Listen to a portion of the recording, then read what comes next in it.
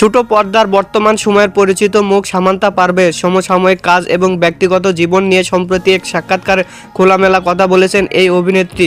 সেখানে নিজের ব্যক্তিত্ব নানা দিক তুলে ধরার পাশাপাশি সহকর্মী শামীম হাসান সরকার ও নিজের ভবিষ্যৎ পরিকল্পনা নিয়ে অকপট স্বীকারোক্তি দিয়েছেন তিনি।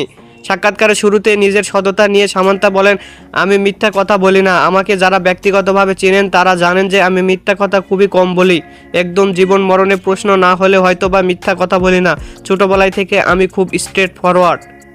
বর্তমান ব্যস্ততা ও সহকর্মী শামীম হাসান সরকারকে নিয়ে সামান্তা জানান, 2026 সালটি তার জন্য বেশ ইতিবাচকভাবে শুরু হয়েছে। আসন্ন ঈদকে সামনে রেখে এখন দম ফেলার সময় নেই তার।